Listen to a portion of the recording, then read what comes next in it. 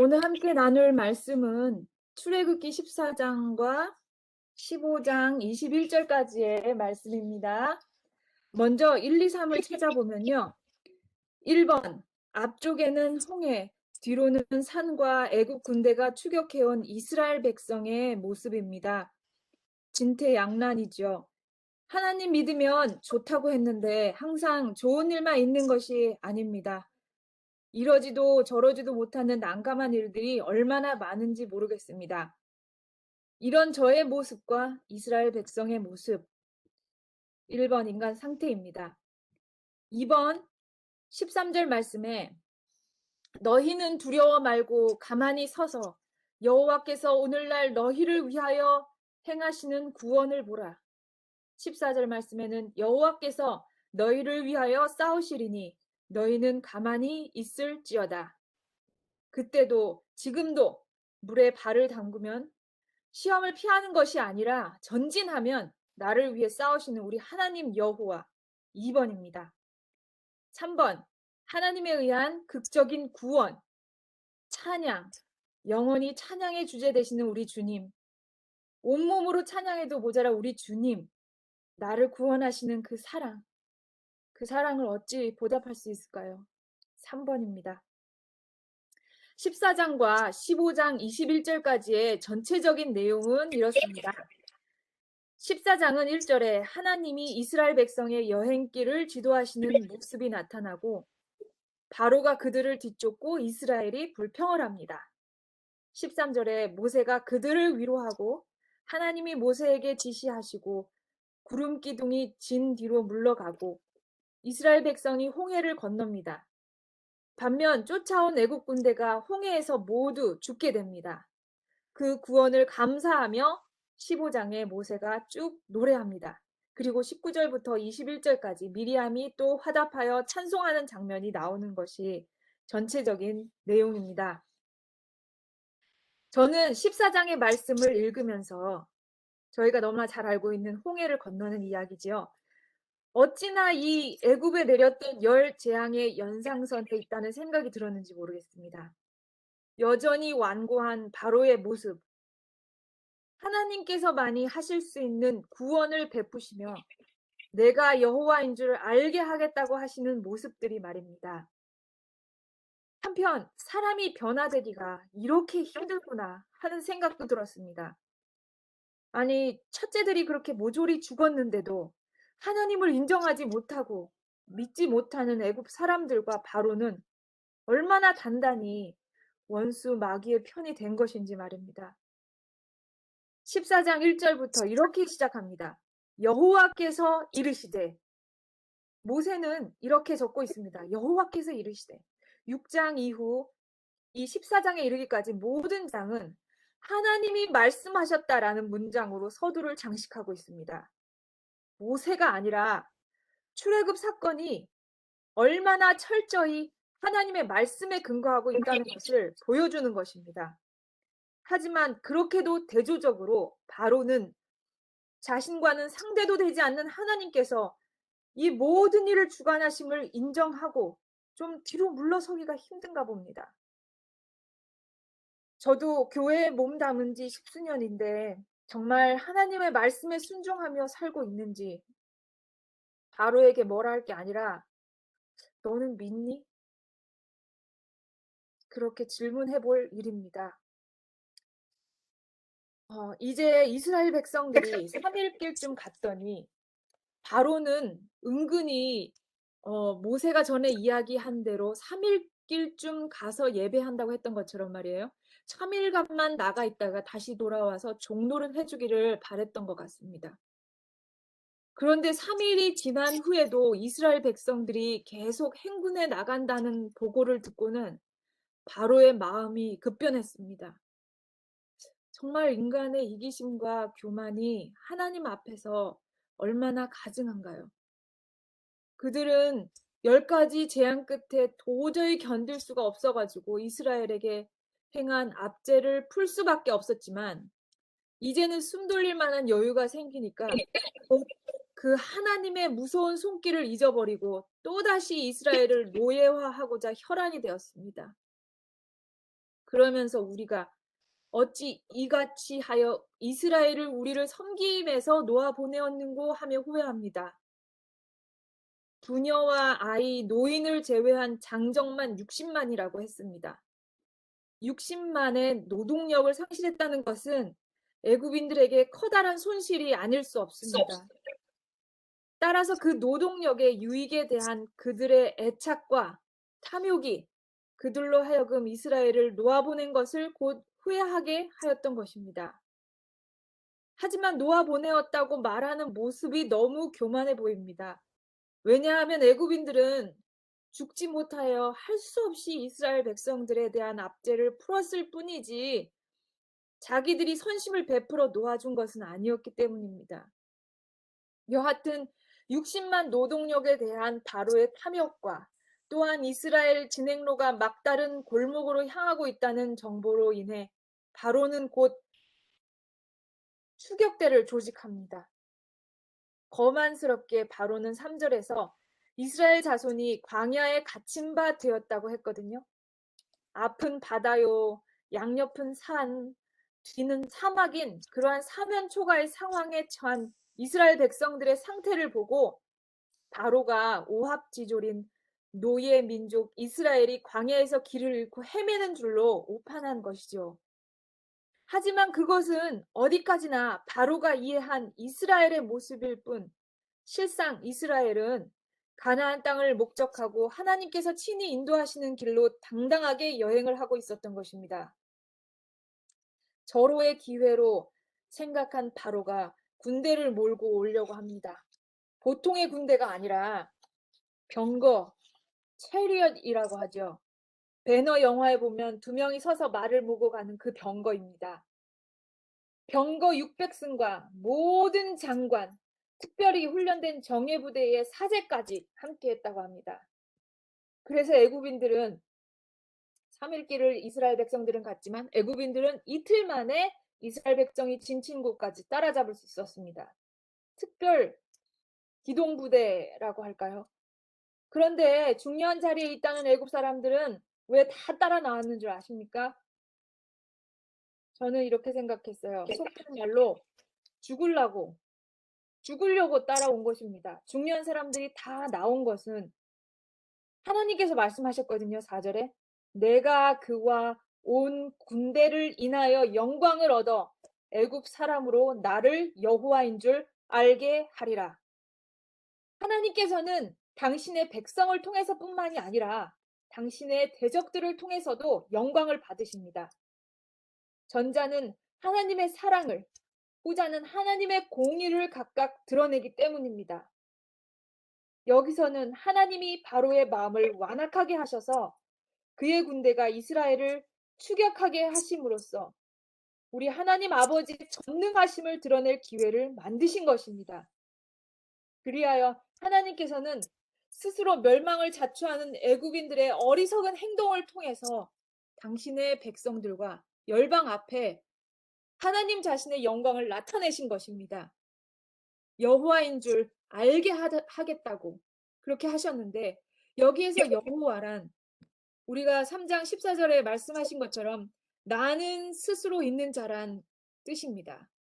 즉 전에도 계셨고 지금도 계시며 영원히 계시는 완전하고 무궁한 하나님이심을 뜻합니다. 또 이 이름은 하나님과 이스라엘과의 언약 관계를 강조한 이름입니다. 여호와인 줄 알게 하겠다는 말 속에는 이스라엘의 출애굽이 그들의 어떤 공로에 의해서가 아니라 오직 언약에 따라 행동하시는 하나님의 사랑으로 인한 은혜의 결과로서 그처럼 하나님께서는 약속을 반드시 지키시는 하나님이시라는 것을 알게 하시겠다는 의미가 내포되어 있는 것입니다. 실로 하나님께서는 하나님의 전능하신 능력으로 말미암아 당시 많은 신들을 섬긴 애굽 사람들로 하여금 이 세상에서 이스라엘의 하나님 여호와만이 천상 천하에 오직 유일하신 참 하나님이심을 알게 하셨습니다. 이런 하나님을 모르고 바로는 모든 중요한 인물들을 끌고 나와서 하나님을 대항하려고 하는 것입니다. 주변국에 노예를 놓아주었다는 인상으로 구겨진 자존심을 회복하고자 한 것이죠. 마치 여름날 밤 전기불로 뛰어드는 하루살이 같습니다. 죽을 줄 모르고 달려들다가 다음날 뜰팡에 나가보면 까맣게 죽어있는 하루살이들 말입니다.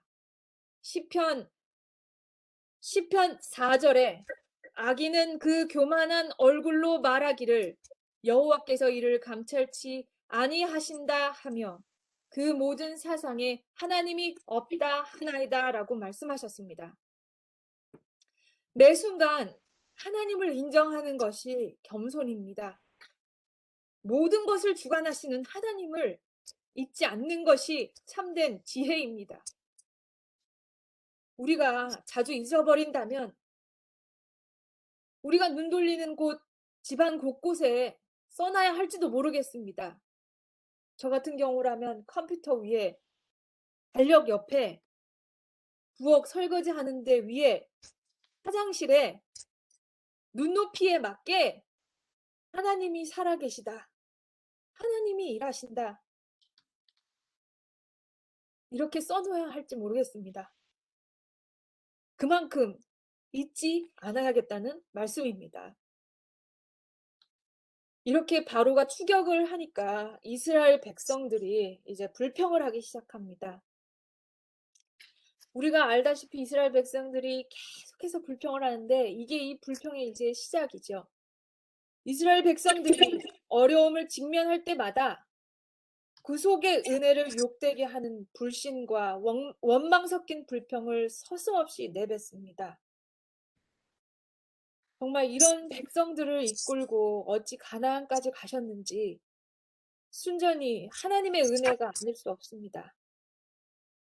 5장에서 모세가 백성들을 내보내라고 하니까 바로가 일하는 것을 더 힘들게 했던 그때처럼 이스라엘 백성들이 우리가 그때 말하지 않았느냐고, 모세 당신 때문에 더 힘들어졌다고, 우리는 그냥 놔두라고, 애굽 사람을 섬길 거라고 하지 않았냐고, 광야에서 죽는 것보다 차라리 그게 낫겠다고 이렇게 불평을 합니다. 이런 모습은 이스라엘 백성들의 노예 근성을 잘 보여줍니다. 자유를 위한 역경보다는 안위를 위한 굴종을 쉽사리 택하고 있으니까요. 이처럼 이스라엘 백성들은 하나님의 약속이나 은혜와는 상관없이 일시적인 편리나 안락을 위하여 노예 근성에 젖은 말을 서슴지 않습니다. 사탄의 예속하에 있는 옛 성도의 모습이라 할 수 있겠습니다. 디도서 3장 3절 말씀. 우리도 전에는 어리석은 자요, 순종치 아니한 자요, 속은 자요, 각색 정욕과 행락에 종노릇한 자요, 악독과 투기로 지낸 자요, 가증스러운 자요, 피차 미워한 자이었으나 라고 하십니다. 또 히브리서 2장 15절에는 또 죽기를 무서워함으로 일생에 매여 종노릇하는 모든 자들을 놓아주려 하심이니라 라고 말씀하셨습니다. 이런 의미에서 하나님의 구원 사역은 강권적이고 택한 백성에게 임하는 하나님의 능력은 불가항력적입니다.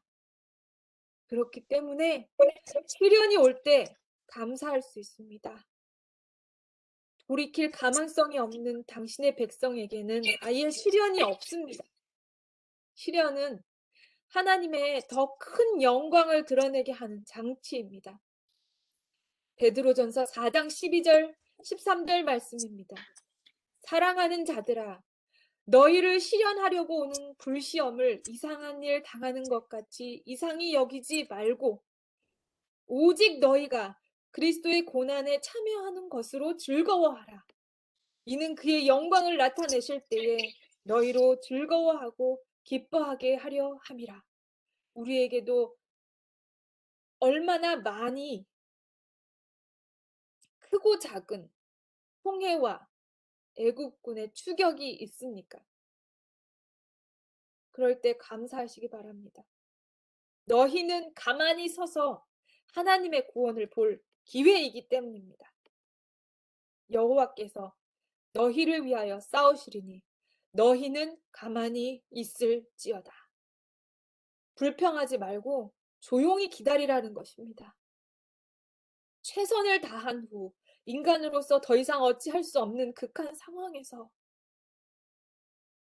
마지막 한 가지 더 필요한 것은 그 상황을 하나님께 온전히 맡기는 믿음입니다. 하나님께서 싸워주실 것이기 때문입니다. 우리가 믿는 하나님은 그때나 지금이나 애굽 사람들이 섬기는 깎아맞는 죽은 우상이 아니십니다.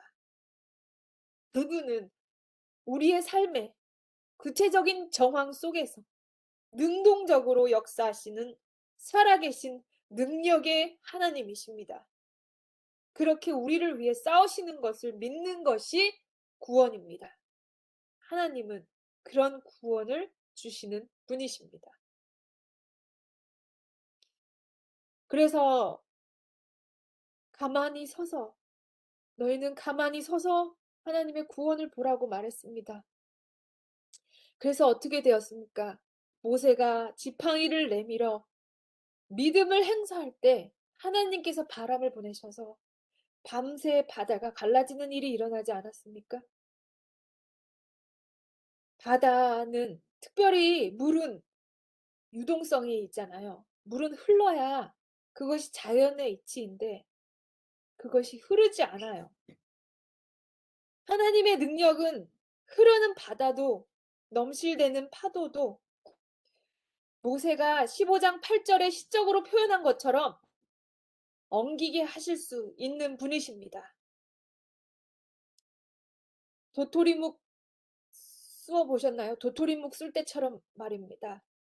처음에는 도토리 묵가루랑 물이 국처럼 된 상태를 팔이 아플 때까지 저으면은 나중에는 냄비 중간에 주걱을 꽂아도 아주 천천히 쓰러질 정도로 그렇게 엉기게 되잖아요. 그러면 불 끄고 뚜껑을 덮어서 5분간 뜸들이고 그릇에 부어 놓으면은 그렇게 도토리묵 쓰잖아요. 더 이상 그러면 처음 상태를 알 수 없는 단단한 묵이 완성되는 것처럼 말입니다. 우리 하나님은 홍해 바다에 묵가루를 넣으신 것도 아닌데 흐르는 바다를 묵처럼 세우실 수 있는 분이십니다. 그렇게 벽을 세우시고 드러난 바닥도 이게 바닷속이었나? 이렇게 할 정도로 먼지 나는 길로 만드시는 분이 우리 하나님이십니다. 질척하면은 그 많은 백성들과 동물들이 빨리 건너기 곤란하지 않았겠습니까? 로마서 11장 36절 말씀. 만물이 주에게서 나오고 주로 말미암고 주에게로 돌아감이라. 모든 만물을 만드셨고 주관하시는 우리 하나님은 가능하십니다. 예수님께서 내일이면 십자가에 달리시고 겟세마네에서 잡히시던 밤에 우리 기억하죠? 베드로가 예수님 잡아가려니까 다른 사람들이 베드로가 성급히 칼을 뽑아서 그 제사장의 하인의 귀를 자르지 않습니까? 예수님께서 그때 어떻게 하시죠? 이것마저 참으라. 이것마저 참으라. 그렇게 하시면서 귀를 만져서 떨어진 귀를 만져서 도로 붙여주세요. 잘려져서 피가 철철 나는 귀를 다시 붙인다니까요. 저희 아들이 롤러스케이트 타다가 바닥에 갈아가지고 허벅지에 난 상처는 일주일이 지나도 어제 보니까 일주일이 지나도 3살로 안 바뀌었던데 우리 예수님은 그 자리에서 떨어진 귀를 갖다 붙이신다니까요. 바다가 갈라져서 마른 땅이 드러나는 것이나 떨어진 귀를 도로 갖다 붙이시는 것이나 영화에서나 나올 만한 일 아닌가요? 사람들은 컴퓨터 그래픽으로 눈을 속여야만 가능한 이런 일들이 우리 하나님은 가능하십니다. 사실 이런 일들은 하나님께는 식은 죽 먹기보다 쉬울 것입니다. 그분이 주인이시잖아요.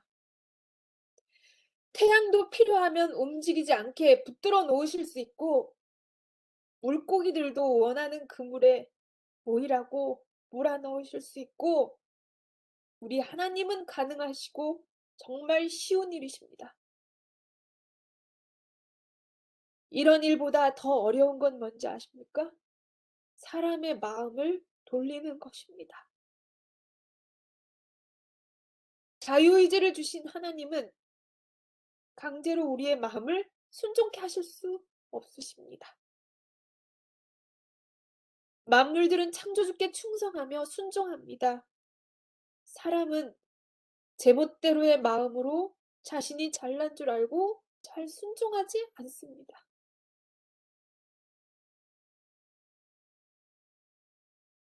이러한 말씀들을 적어 놓으신 목적은 우리로 자꾸 듣고 믿게 하려고 하심입니다. 내가 이런 일도 했고 저런 일도 했다? 나는 이것도 가능해. 다른 피조물에게는 굳이 말 안 해도 순종하지만 사람에게는 말씀들을 통해 하나님을 자꾸 보여주시는 것이죠. 이제까지 저희가 보아온 구원만도 정말 수두룩합니다.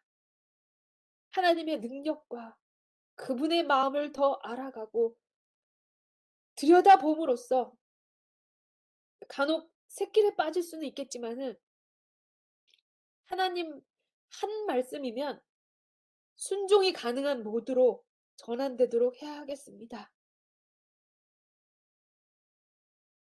무모하게 이스라엘 백성을 따라 바닷속으로 들어온 애굽의 군인들은 전멸했습니다. 대자연을 움직이시는 것도 맹렬하게 추격해온 애굽 군인들을 물리치신 것도 온전히 하나님의 솜씨이십니다. 이스라엘 백성들은 두려움에 울부짖다가 자신들에게 임한 구원을 찬양하지 않을 수 없었습니다. 그래서 출애굽기 15장 말씀에 현대어 성경입니다. 그래서 이스라엘 백성과 모세는 이렇게 찬양합니다. 제가 좀 읽겠습니다. 내가 여호와께 찬송하리라. 그가 영광스럽게 승리하셨으니 말과 마병을 바다에 던지셨음이라. 여호와는 나의 힘, 나의 노래, 나의 구원이 되셨네. 그가 나의 하나님이시니 내가 그를 찬양할 것이요.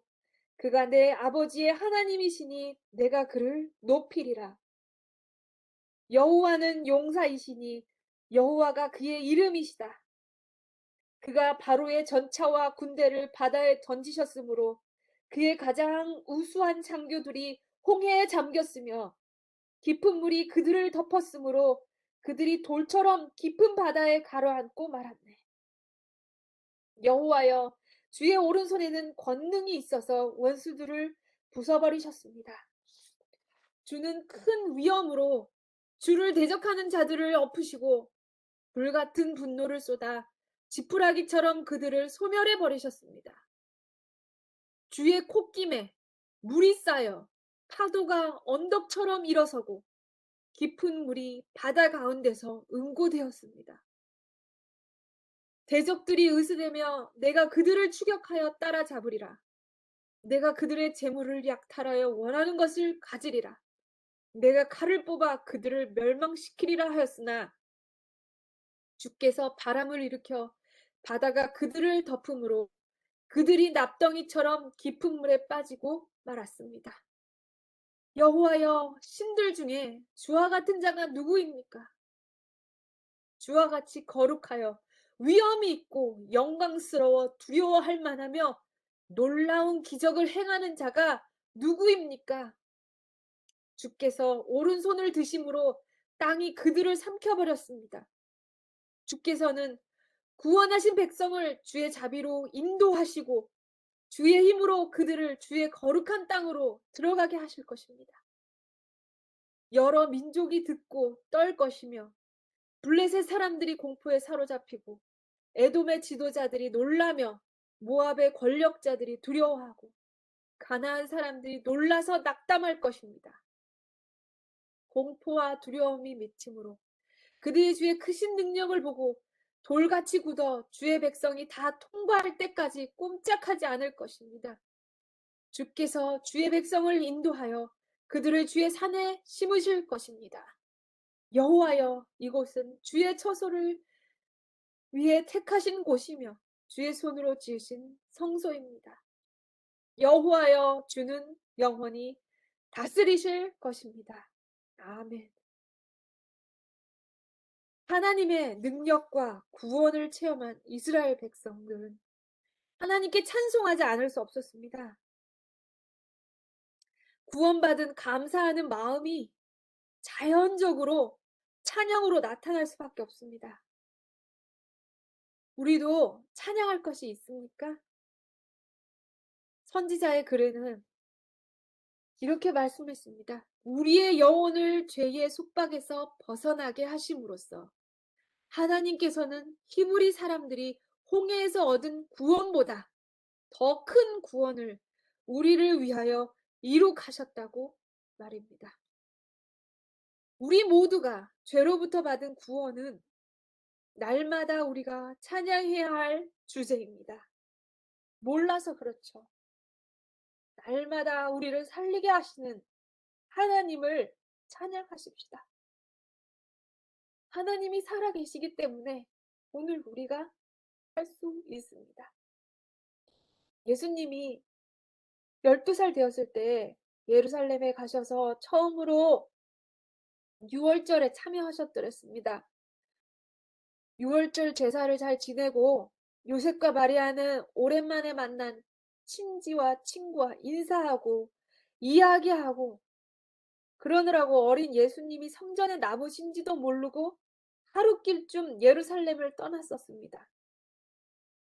저녁 때 잘 때가 돼서 보니까는 맨날 항상 도와주는 그 자신들의 예수가 어디 가고 없는 것이에요. 그제서야 예수가 자신들과 없다는 것을 알고서는 왔던 길을 되짚어서 예수님을 찾으러 가지요. 찾으러 가는 동안 마리아가 마음이 무척 아프고 정말 심하게 염려됐을 것입니다. 이 특별한 아이가 어떻게 되는 것이 아닌가? 마리아만 알잖아요. 이 얼마나 특별한지. 예수가 어떻게 잉태되었는지, 성령으로 어떻게 잉태되었는지를 마리아만 알고 있잖아요. 또 아기 때부터 애국까지 가서 피난살이 해야 했던 그 원수의 공격도 잘 알잖아요.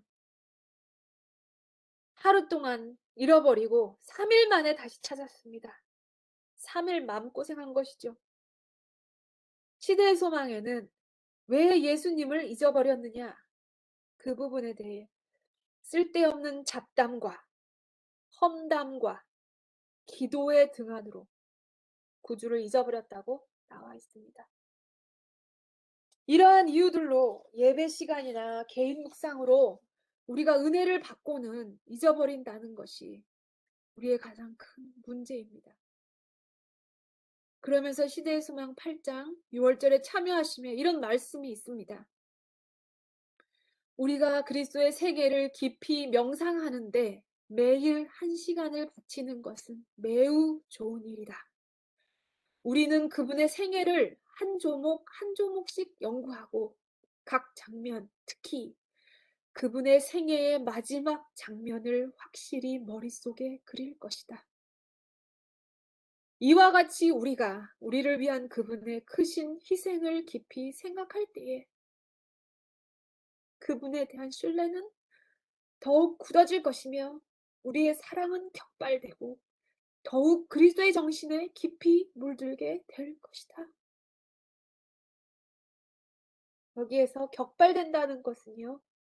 총 쏠 때 총알이 총에서 나올 때처럼의 폭발입니다. 뿜어져 나오는 것입니다. 예수님의 나를 위한 희생을 묵상하면 사랑이 그렇게 터쳐 나오지 않을 수 없습니다. 그러면 찬양하지 않을 수 없습니다. 목소리도 모자르고 펄짝 뛰어도 온몸으로 춤을 추어 그분을 찬양해도 모자랄 감사와 기쁨의 제목들이 생겨날 것입니다. 홍해를 마른 땅처럼 건너간 이스라엘 백성들이 소고를 들고 춤을 추며 하나님을 찬양했듯이 말입니다. 이러한 구원과 감사와 찬양이 반복되면 자연스럽게 예수님을 더 찾게 되고 알고 싶어지는, 그러면 점점 쓸데없는 잡념에 혹은 이기적인 시간들이 사라지는 선순환이 이루어지게 될 것입니다. 몰라서 그렇겠죠. 요한복음 17장 3절의 말씀처럼 영생은 참으로 하나님과 그의 보내신 자 예수님을 아는 것입니다. 우리의 생애가 행복과 기쁨, 감사와 찬양으로 채워지길 원하십니까? 예수님을 아시기 바랍니다. 사복음서, 특별히 시대의 소망을 통해 지상에 계셨을 때에 예수님의 마지막 시간들을 자주 명상하십시다. 그렇게 예수님을 알 때 영생뿐만이 아니라 우리의 지금의 생애에도 감사와 찬양이 넘치게 해주실 우리 하나님을 믿습니다. 그럴 마음도 주실 줄 믿으며 말씀을 마치겠습니다.